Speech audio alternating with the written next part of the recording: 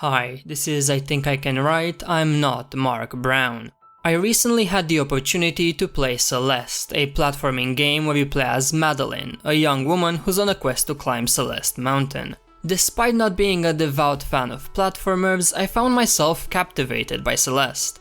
The intriguing gameplay mechanics, exciting story, and the layered characters gave me a sense of immersion, regardless of the pixelated appearance of the game. Most of all, I found myself emotionally invested in the game, sharing Madeline's confusion, panic, and even relief as I played alongside her. From the beginning all the way until the end, it felt less like I was controlling a character and more like I had been given the opportunity to participate in Madeline's journey. This feeling is certainly not new. Games like God of War, The Last of Us, and Spider-Man are all story-driven games that focus on making the player feel less like they are in control and more like they are part of the character's journey. But these are all AAA games developed by major studios. They have incredible graphics, multiple cutscenes, and, most importantly, upwards of 30 hours of playtime. These games are designed to slowly get the player emotionally invested in the character's journey. So why is it that an indie game with pixelated graphics, less cutscenes, and less than 10 hours of playtime manages to get players more emotionally invested than the big budget names? The short answer is focus. The long answer, however, looks at the ways in which Celeste combines story, music, color, and game design to take control of the player's emotions and line them up with those of the game's protagonist, Madeline. This is how Celeste masters emotions. Before we begin, I would just like to take the moment to clarify that this video is an homage to Game Maker's Toolkit, and perhaps a spiritual successor to Mark Brown's own video on Celeste, focusing on its mastery over emotions rather than the source of its entertaining gameplay. That being said, let's explore Celeste and uncover its masterful exploration of emotions. Celeste is as much a platformer as it is a storytelling experience. From the dialogue to the characters and the introspective scenes, all storytelling elements in Celeste correspond with various emotions. Anxiety, depression, and imprisonment are all present, accompanied by the more positive emotions of self-acceptance and tranquility. While the story has its subtle aspects, such as the metaphor of overcoming the mountain, which represents one's journey of self-discovery and self-acceptance, Celeste makes the brave call of not relying on subtlety. Madeline, our protagonist, suffers from anxiety and depression. How do we know that? Because she openly discusses her depression with Theo, and her anxiety is a driving force behind the game's story and gameplay. For example, there are moments when the player is prompted to keep a feather afloat in order to help Madeline calm down when she is having a panic attack. Additionally, Madeline's inner self is also personified in her own character, making Madeline's eventual self-acceptance and inner peace obvious when the two characters become one. Madeline is also not the only character that conveys emotion in a direct manner. Theo's self-inflicted stress and imprisonment is also addressed directly through dialogue, imagery, and gameplay elements, as he is forced to look inwards and confront his demons. Or we can look at Mr. Oshiro. His diary and his status as an ignorant ghost make it clear that he is plagued by his inability to let go of the past, forcing himself to hold on to something that is long gone. As we can see, each element of Celeste's story is centered around conveying emotion. From the central goal of climbing Celeste Mountain to its layered characters, its dialogue, and its imagery, Celeste's story is clear and direct as to the emotions it wishes to convey. However, the story would not have been as able to reflect these emotions had it not been for Celeste's incredible soundtrack. Let's take a look at Celeste's music. Celeste's focus on emotions and emotional experiences is also reflected in its music. Out of the 21 tracks, 8 of them invoke emotions through their titles alone. Such tracks are Exhale, Reflection, and Confronting Myself. While these tracks masterfully represent emotions such as fear, anxiety, and sadness, each one of these tracks have their unique emotional signature, marking Celeste's emotional journey and crystallizing it in the mind of the player. This is not a happy accident either. In an interview with Vice, Lena Raine, the composer, spoke about her process and intentions when composing track 12. When creating In the Mirror, which plays during the Mirror Temple level, Lena wanted there to be something almost unintelligible spoken in the background. She put herself in Madeline's perspective and improvised a monologue, vocalizing the struggles both her and Madeline share. These enigmatic words can be heard when playing the track in reverse, reflecting the theme of the chapter. Sometimes I don't really know what's going on anymore. As we can see, Celeste's music was masterfully crafted to reflect Madeline's emotional journey. Madeline's struggles and achievements appear to guide the musical notes, rather than the two being entirely separate entities. While the music's emotional focus was almost obvious, let's take a look at an element whose emotional implications are far more subtle. Let's talk about color. The three predominant colors in Celeste are purple, red, and blue. Through the careful use of these three colors, Celeste manages to convey emotion as well as guide the player's experience. Celeste's use of the color purple is ingenious and deceitful, tricking the player into experiencing the game and its narrative as the game designers intended. Having grown to be perceived as the color of evil and corruption, purple is often associated with villains and dark magic when found within the video game industry. Madeline's inner self is manifested as a purple being, with shades of purple marking her appearance, her dialogue box, and the various elements she is related to within the game's environment. This part of Madeline acts as an active obstacle in the player's path, increasing the game's difficulty by chasing Madeline or by actively trying to destroy her. This part of Madeline also acts as a negative force within the game's narrative, often undermining our protagonist and rendering her anxious. This conflict eventually causes Madeline to fall down Celeste Mountain. Given the color of Madeline's inner self as well as her role as a narrative and gameplay obstacle, we cannot blame the players for perceiving the character as the antagonist. We especially cannot blame the players given that this appears to have been the intention of the team developing the game. For as long as Madeline is confused about the part of herself or is in direct conflict with her inner self, so is the player. When Madeline tries to let go of that part of herself, the player is asked to achieve this by keeping a feather afloat, an act that had successfully helped with Madeline's anxiety in the past. By introducing visual and gameplay elements that mark Madeline's inner self as the villain of the story, the player is forced to share Madeline's experience within the game's narrative. As a result, when Madeline makes peace with herself and her hair color changes permanently to a lighter purple, the game's color paradigm shifts. Both the player and Madeline accept their inner selves and grow as a result. Now let's talk about Celeste's use of the color red. Commonly associated with passion and anger, this color represents Madeline's determination and stubbornness in climbing the mountain. This color is not restricted to Madeline either, as obstacles such as crystals, spirits, and monsters all have certain shades of red.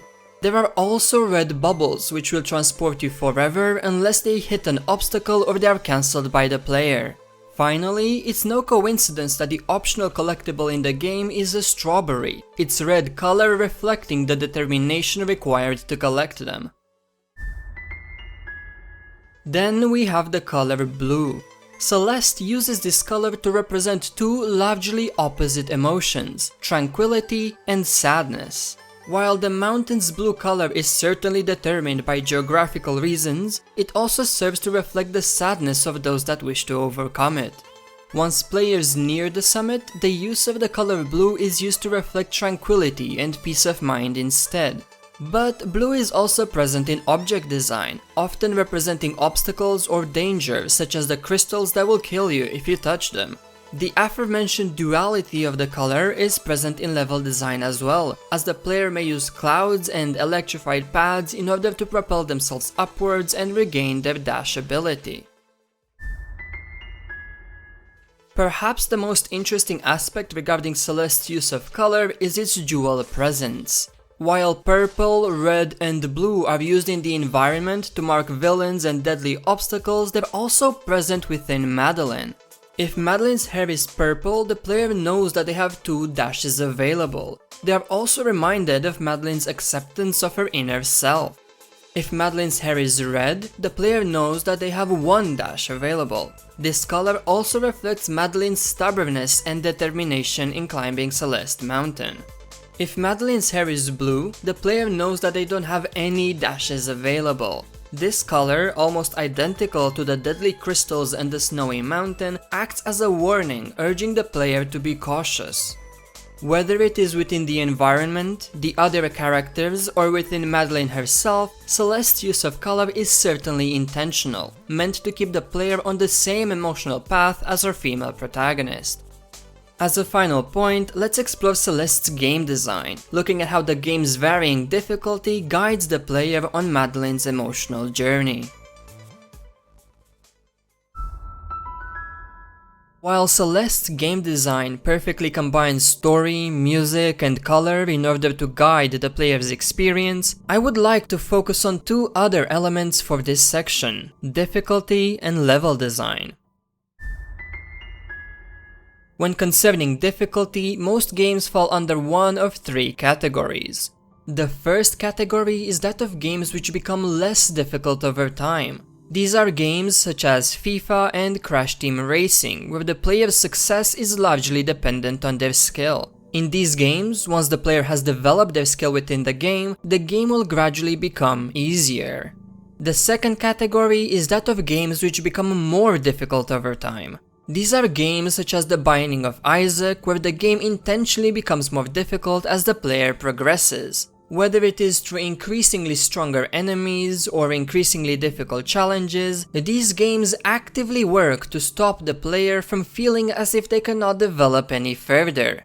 The last category is that of games whose difficulty remains the same throughout the player's experience. These are games such as Spider-Man for the PS4 and The Last of Us, where the focus of the game is not necessarily on how difficult it is for the player to achieve success. It is also possible for a game to fall under this category if it is intended for the player's skill or attributes to grow in tandem with the challenges posed by the game.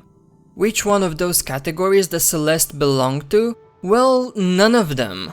You could say that Celeste belongs in the first category, as it is a platforming game where mastery of the platforming mechanics is sure to make the game easier for the player. However, the game could also belong in the second category, as Celeste introduces new challenges and obstacles while Madeline makes her way to the top of the mountain. Whether it is fighting the powerful wind, navigating through perilous crystals, or avoiding deadly spirits, these challenges might indicate that the game is meant to become more difficult over time.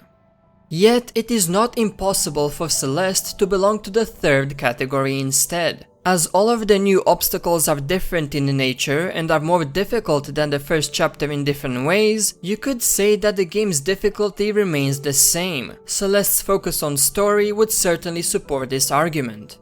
Actually, Celeste's difficulty curve looks more like this. Not unlike many other platformers, Celeste starts off as a rather easy game. However, the second chapter marks the beginning of the rise in difficulty. As Madeline is chased by her inner self, the player is pressured to think and act quickly.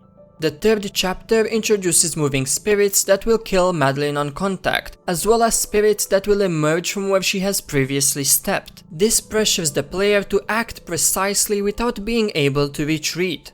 Then we've got the wind, the crystal mazes, the monsters, you get the point. This is the trend that Celeste's difficulty follows up until the end of chapter 6. As soon as Madeline accepts her inner self and gains the ability to dash twice, the game suddenly becomes easier. This, I believe, is intentional, meant to represent the ease with which Madeline can now climb the mountain after making peace with herself. Having just fallen down, both the player and Madeline are invigorated by this newfound ability and ease with which they can now climb Celeste Mountain. In making the end of the game easier, the game's design team forces the players to experience Madeline's joy and determination. Speaking of the end of the game, let's take a look at our final element, level design. More specifically, we'll look at the level design of the last chapter, Chapter 7. Titled The Summit, Chapter 7 sees Madeline reach the peak of Celeste Mountain despite having started at the bottom. While every other chapter focused on one setting and obstacle, the last chapter condenses all of them into a few stages before introducing a final new stage at the top of the mountain. Having Madeline pass through these stages quickly, propelled by her inner self up the mountain, conveys a sense of momentum and urgency, prompting the player to keep climbing. There is also a sense of joy and fulfillment as we see Madeline's success and peace while she is working alongside her inner self. Ultimately, the last stage is also very easy. Not only is the stage not difficult, but it is also marked with obvious checkpoints that congratulate the player once they have been reached. The persistent celebration and the lacking difficulty inspire a sense of joy and achievement in the player, reflecting the joy that Madeline must be experiencing as she is approaching the summit. Finally, the player is awarded a moment of rest, as the road from the final checkpoint to the top of Celeste Mountain is probably the least dangerous journey in the whole game. This moment of rest is quickly followed by a feeling of joy and achievement as the player and Madeline have reached the summit of Celeste Mountain.